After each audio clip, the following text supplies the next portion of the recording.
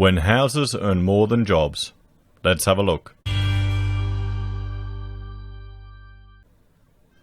Hello everyone, Florian.heise here, and welcome to another episode of HeiseSays. Grab your stein of coffee and let's have a look at this opinion piece, originally from The Conversation, now on ABC News, written by Cameron Murray and Josh Ryan Collins. And I think it's very interesting and very topical. When houses earn more than jobs, how we lost control of Australian house prices and how to get it back. So it'll be interesting to see. I mean, we can all accept the fact that house prices are out of control. I mean, is there even any contention about that anymore? It's evidence-based fact. I'm sure there's some people that are saying, no, houses aren't out of control. Houses should always cost tremendously more than the average wage, tremendously more. You need to be indebted for 30, 40 years just to even look at a house. Multi-generational debt, that's what we want. I'm sure there's some. So let's have a look at this take about how to get it under control, because I'll be quite interested to see. So real home prices across Australia have climbed 150% since 2000, while real wages have climbed by less than a third. Sydney and Melbourne ranked among the most expensive cities in the world. Most expensive in the world. Australia-wide home ownership levels have fallen from 70% to 65% in the past 20 years, and home equity levels have fallen from 80% to 75%. Young workers have been completely priced out of the major cities. Completely priced out of it. And we're at a point now where it's going to affect the quality of life of people. How can someone on an average income afford to... It would be a far-off dream to have the life of previous generations. To have one partner staying at home and the other one working, being able to raise a family, go on a holiday every year. Is that even possible for an average person anymore? Among those who can afford homes, the increase in household debt-to-income ratios is weighing on consumption and increasing financial fragility. And we're seeing this we're also seeing it in those who can't afford homes. We're seeing all the renters that are having to abandon bonds to get out of their leases. We saw that earlier today. We are often told the problem lies in supply. We don't have enough homes in the places people want them. And while it's true, a reduction in the supply of housing relative to the population will reduce housing per person and increase housing rents, what we are seeing is something different, a growing divergence between rents and the price of housing as financial assets that's increasing much more quickly. Australia has become something of a world leader in demand-driven home price inflation. Australians have been increasingly buying housing for the purpose of securing financial returns, both capital gains and rental income, in a process often described as the financialization of housing, but one that we think can be more accurately thought of as rentarization. Now, here's the thing. I'm going to look... here's the thing. My concern is, here in Australia, with our complex tax system, and with the lack of economic complexity in our country, just with all the government, red tape, bureaucracy, and pain just to start a business, the number of permits you need to start a business, the number of licenses you need to start a business. Why would you deal with that? The risk you take hiring a staff member. Why would you do all that when you can put all the money in a house and make more? And make more. You get a nice, you get your rent paying off your mortgage, maybe a little bit less, so you negative gear it, and then you make all that capital growth. Because remember, housing always goes up, apparently, until you look at newer data. Do you look at newer data? So how it happened. In a working paper published today by the University of Sydney and the University College London Institute for Innovation and Public Purpose, we argue rentarization best describes the increasing use of housing to extract land rents in the form of capital gains on property and rents from tenants, a process in which Australia is well advanced. I'll have to read that working paper. We might do it in another episode. Despite multiple major boom and bust cycles, including Victoria's 1880s land boom and the 1890s recession that followed, land values and home prices were relatively low compared to the total value of economic activity right up until the 1960s. So here's construction costs slowly creeping up. and home prices. Damn. In contrast, we show real Australian home prices have soared 215% since 1980, and have shown few signs of reversing to long-term trends, despite brief corrections in 2009-10 and 2017-2019. The graph shows the rise in home prices has been driven by rising land values rather than construction costs, which have grown at a rate closer to general price inflation. There you go. So it's the land that is pricing up. And is land accounted for in CPI? And then CPI is used as part of the decision-making process in the cash rate, which is at a phenomenally high 0.25%. Not at all artificial.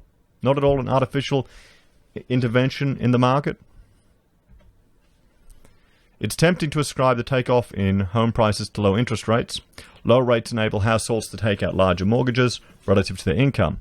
But rates were also low in the 60s, close to rates in the 2010s, when home prices were soaring and didn't much push up prices then. Well, there's another factor here.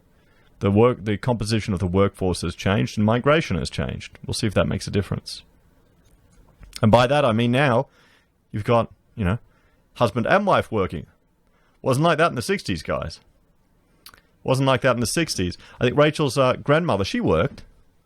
Her grandfather didn't want her to work, but she did anyway. And so he said, fine, well, any money you earn goes into a separate investment property. Because he wanted to be able to take care and provide for his family.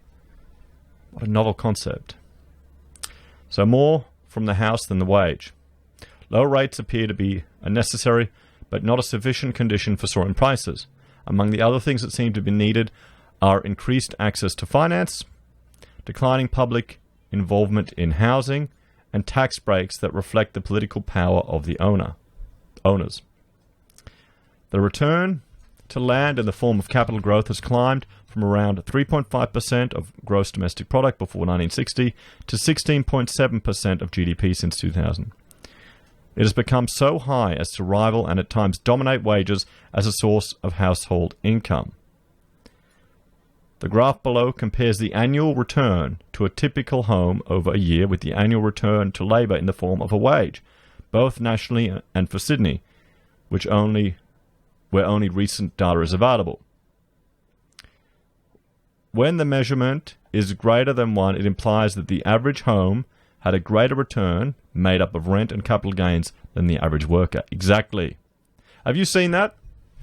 Have you seen that? Have you looked at it going, oh, wow, look at how much we've made on our property in a year. That's a lot easier than working. Look at all that stress. Look at why my beard's so grey. There you go. I'm in there. Look at that. Houses are earning more than an average worker. In 16 of the 29 quarters leading up to June 2019, the median Sydney home earned more than the median full-time worker earned from wages. In Australia, housing is overwhelmingly privately owned. For a brief period in the 50s and 60s, public housing was created on a significant scale, but a huge privatisation program soon followed, and today it represents just a few % of new supply. More credit flowing into a finite supply of land generates a feedback cycle as rising prices and collateral values stimulate more lending and higher prices. In Australia, mortgage lending grew from just under 20% of GDP in 1990 to more than 80% today. By way of comparison, business lending climbed 35% to 40%. The vast majority of mortgage lending is for the purchase of existing rather than new homes. It's almost like it's some sort of Ponzi scheme. So investors are pushing up prices for everyone. Investors' share of new mortgage lending has grown from 10% in the early 90s to 40%. It has given owner-occupiers and first home buyers price competition they didn't previously have to face. Australia's unusually generous tax concessions for investors helped. They are granted discounts on capital gains tax while being able to deduct the full cost of operating their properties, including interest costs against income from any other source. I added the other in there for emphasis. Where the deductions exceed rental income, the process is known as negative gearing. A lot will need to change to shift things. Mortgage credit will need stronger regulation. It may be time to revisit the credit controls used in Australia in the 50s and 60s, which directed investment into new rather than existing housing and helped increase home ownership. Will there be the political will, though? Will there be the political will? The case for a central housing bank. Taxes should focus on land rents in the form of increasing residential property values or windfalls from changing land use. Taxing away future rents would dent speculation. Broadening annual land value taxes to primary residents as well as investor housing would be part of the change, introduced at a low initial rate and with options for delayed payment or borrowing against future sales for those on low income. Oh, fantastic. Tax advantages extended to housing investors, such as negative gearing and discount capital gains tax, should be scrapped. And there's a case to reintroduce direct government involvement. A central housing bank could use its ability to supply and sell new housing to set a house price corridor to ensure home prices do not rise rapidly and dampen potential falls in prices. It could also be used to provide a variety of alternative, stable tenures for households, such as different kinds of renting, public housing, and selling dwellings to social housing providers at discounted prices. Challenging vested interests will be hard, but the current downturn offers hope. As rates of home ownership fall, renters struggle to make ends meet, and central banks run out of leverage to stimulate the economy with interest rates already at rock bottom. Reforms that previously appeared politically impossible might gain traction. Cameron Murphy is a research fellow at the Henry Halloran Trust at Sydney University and is affiliated with Prosper Australia. Josh Ryan Collins is head of finance and macroeconomics at the Institute of Innovation and Public Purpose, UCL. This article first appeared on The Conversation. So what do you think, everyone? What do you think? Do you like their suggestions? Do you think there's the political will for it, even with this current downturn? Do you think there'll be any chance to even make a dent in negative gearing, or to slowly phase it out over time? What do you think? We'll have to see. I'd like, opening up more, giving people more options, more flexibility in building. We'll see if that happens. Let me know your thoughts and opinions on this one. Some interesting ideas, and at the very least, it's being discussed now in the media. I don't think there'll be any chance. We saw what happened to Labor when they wanted to get rid of negative gearing, and I've lost. I appreciate the reasoning behind negative gearing. I understand why it's happening, but I'm more concerned that the price we're paying for it has been a dent in our economic capacity and complexity, and we're just housing obsessed. We're just housing obsessed. Maybe future generations, we can't have the boomer perk. We can't have it. What do you think? As always, thanks for watching. Please like, share, and subscribe to the channel. Let me know your thoughts and opinions in the comments below. If you're a fan and want to support the channel, there are a few ways you can. You can join the channel on YouTube or Patreon. You can support us using our affiliate links at Amazon or eBay, buy our merch, or use PayPal. See you next time.